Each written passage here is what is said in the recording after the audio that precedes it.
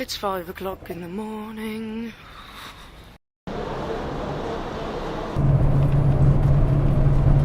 Four sleepless hours later and I'm in Chiang Rai.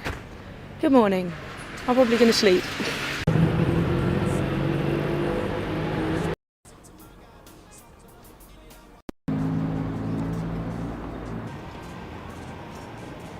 Alright, good evening. After I arrived here in Chiang Rai, oh my word. There are rats in those trash, like in the garbage bins. There were like rats scurrying around. That scared me. Right, you're in Thailand, not in, well, I guess you get rats in Europe anyway. But yes, so I'm going the wrong way. I arrived here in Chiang Rai. I slept until 3 o'clock. I didn't really do much. I edited the video from Pai, and now I'm just going to check out the night bazaar, get some dinner, call it a night. And as for tomorrow, I've got quite a couple of fun stuff planned. I've got quite some fun stuff planned. But yes, I'm gonna check out the night bazaar, get some food.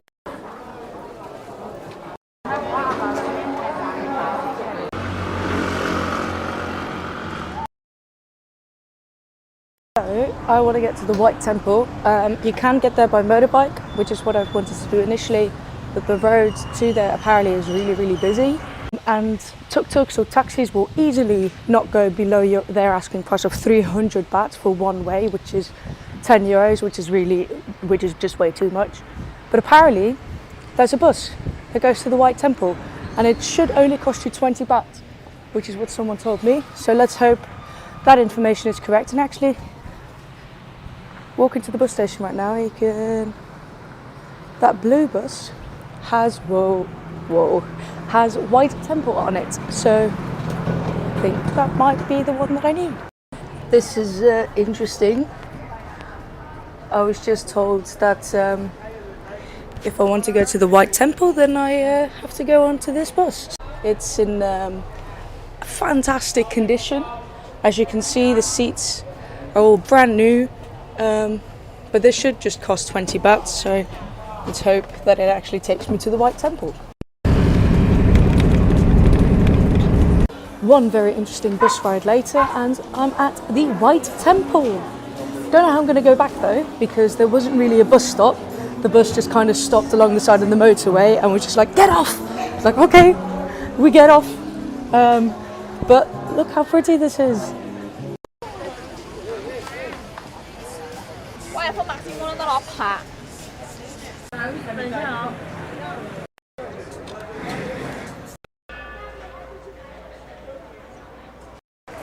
Didn't expect to see Deadpool here, but okay.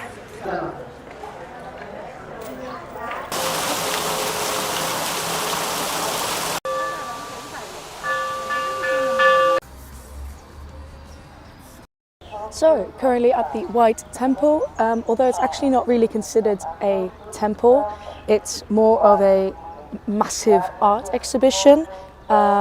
This used to be a temple, but then it was so dilapidated, and then this artist basically took it upon himself to renovate the whole thing, and then basically used the old temple as a foundation for his own artistic expression, which is also why you see these very out of place, like almost satanic images, like these weird faces, or Deadpool, for example, or you see like Hello Kitty or Jack Sparrow, severed heads, or there's some really odd imagery and symbolism packed into this, what seems to be just a religious structure.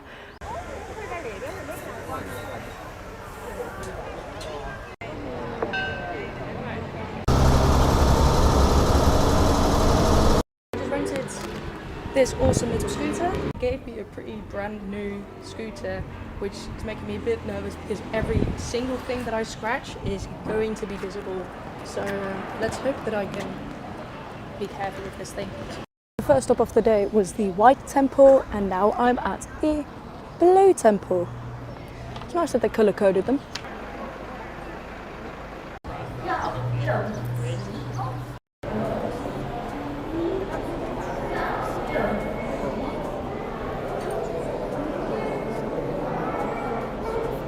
even though I've pretty much templed out, like I've noticed that every temple I go to I spend exponentially less time in, but this one was quite cool, and the best part about it was completely free, so that was nice. So right, now for the real adventure, 3 hours east to a place called Phu Pha, which is a viewpoint that sits on top of a hill and looks out over Laos, and I'm going to catch the sunrise there. So I'm going to drive there now. I'm going to get a guest house or hotel or see what's available, sleep there, and in the morning I'm going to climb the mountain and watch the sunrise, or at least that's the plan. That's what I hope will happen. And then tomorrow when I arrive back here, I will then sort out how I can get to Laos. So, cool stuff.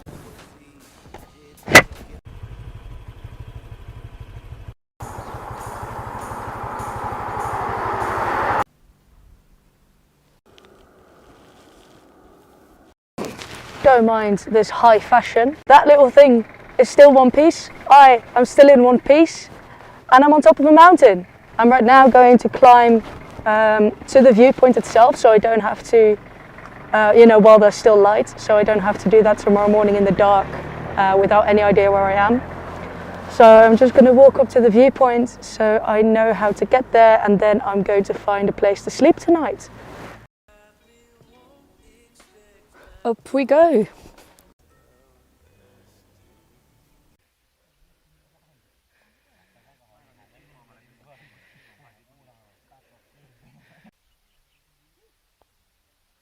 Heading down now, gonna find a hotel, hostel, guest house, whatever there is with a bed, and also haven't eaten anything since 11 o'clock, so would also be nice to find some food. See if it says 7-Eleven here. There isn't.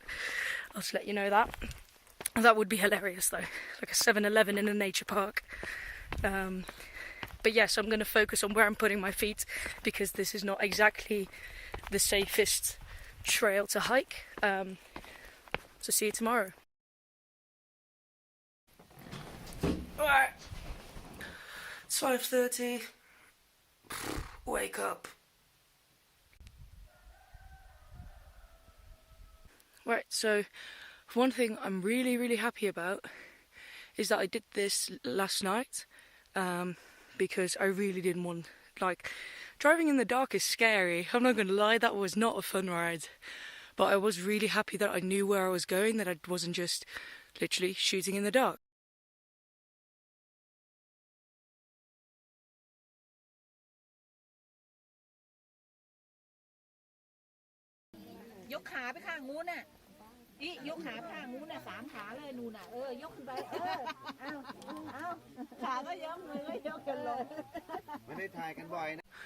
This is seriously stunning.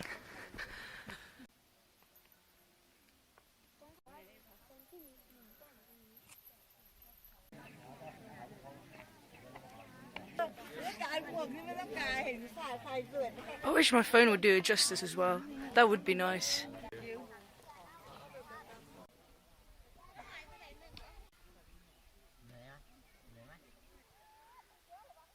Hey, that might just be the most beautiful sunrise I've ever seen. So that was well worth it.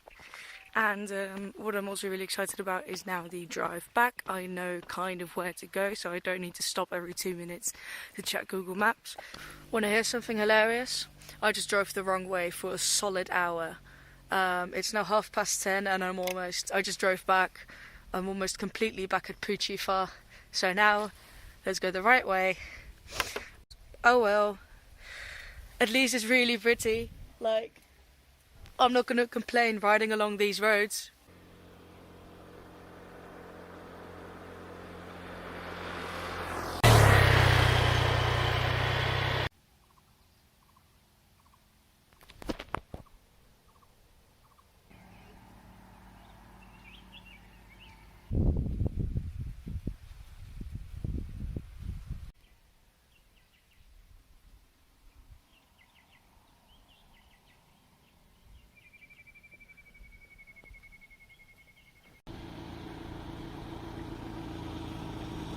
Right, home safe. Things still in one piece. Didn't crash it, didn't even scratch it, which is better than I was expecting, so gonna return it now.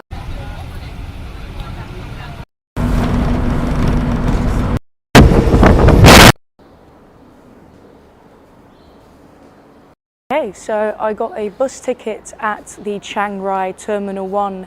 Well, I didn't actually get a bus ticket, you basically just hop on the bus and then they'll just come round and then collect your money. It was 65 baht to get to the border patrol. They just drop you off on the motorway where there are a couple tuk-tuks and you have to pay them 60 baht to then get you to border patrol, which is where I am now. Here I'm crossing the border and taking a bus to a border town in Laos, and then it's just hoping and praying that there's still space on a boat for today. I doubt it. I think I'm going to be stuck in the border town for a day. I guess we'll see. All right, I think I'm in Laos right now. That rhymes.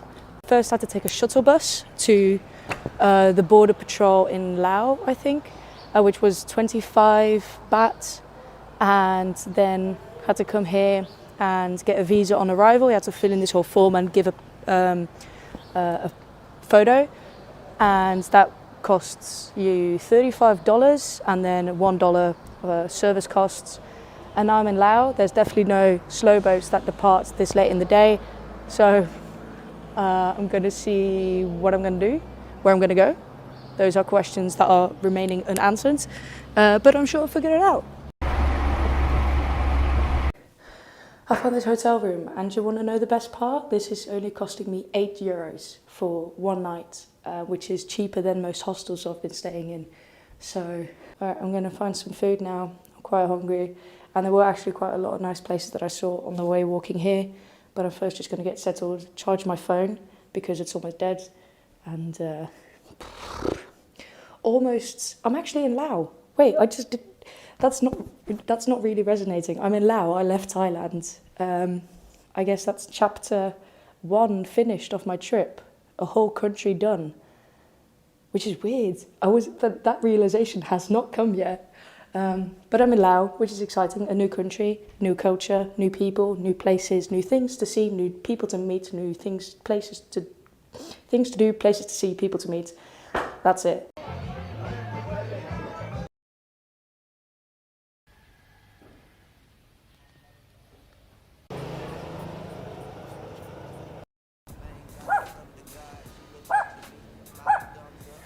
You're not intimidating if you're that adorable.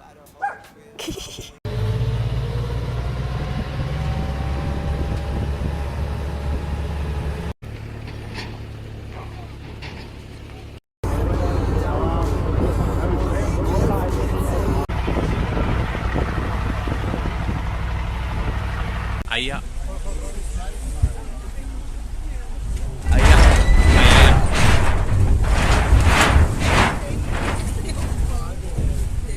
Ayah.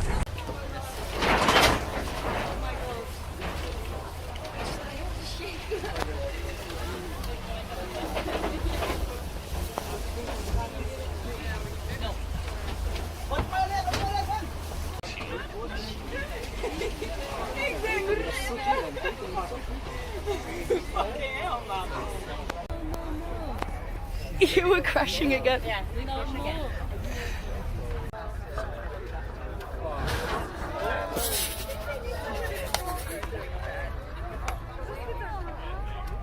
So, allow me to explain what happened there. In the morning, as I said, I went to find a ticket for the slow boat. I found one at this guest house. It would cost you 210,000 kip, which is €21, considering that is a 2-day boat ride along the Mekong River. That's alright, that's not too bad. And we got onto the slow boat. We had assigned seats, so everyone just kind of trickled in and sat where they were supposed to. Surprisingly, that's not a thing that happens a lot, that people sit where they're supposed to. But everyone kind of went along what was on their ticket, so that was fine. And then we were just cruising along the Mekong River. It was really peaceful and quite tranquil and just lovely to listen to music, read a book and just enjoy the view until we crashed. There was a bit of a narrower part where the stream was a lot faster and they lost control of the boat, and suddenly there were people like running up and down, like the guys that were working on the boat, and suddenly it's like, oh, running up and down and with bamboo sticks trying to hold, like, limit the speed that we would go onto the rocks for, and then we just kind of coasted up onto the rocks, which you can see in the video.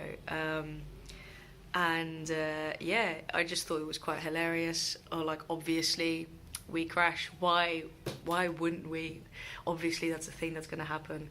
And yeah, then we were kind of stuck on rocks, and the first thing they were scared about if there was water in the hold, so they checked in the hold. There was a guy in swim shorts swimming along the side of the boat to see if there was any damages. People were moving all the stuff around on deck to see if there was any water coming in, because there was water in the boat, but luckily there was no leak, so everything in the end was fine. The propeller broke though, broke off during the crash, so they had to replace that. All in all, it took an hour before all the damages were seen to, all the things were repaired, and we all had to kind of move to one side of the boat to kind of lever, as kind of a lever to get the boat off the rocks, and then we drifted to the other side of the river and kind of crashed into those rocks, and then we were actually home free and we could continue our merry way downstream. So that was an experience. You had a lot of people, mixed reactions. Some people were really frustrated, some people were really scared, other people were very entertained.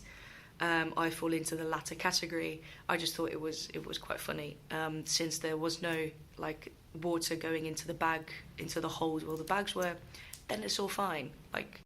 And yeah, as soon as we recuperated from the crash, the seats, by the way, weren't bolted to the floor, so you could literally just pick up a seat and move it around if you wanted to, and but they were still like big kind of car seats. Because the seats weren't bolted to the floor and this chaos ensued, all the seats were kind of moved around to check if there was any water anywhere, or I don't know what people were doing, or standing up and kind of moving everything around. The result of that is when I went to sit down, back down again to continue this Mekong River ride, my legroom had decreased significantly. I literally had about 5 centimeters of legroom, which was obviously great. That's not rocks. And so you go and you stop.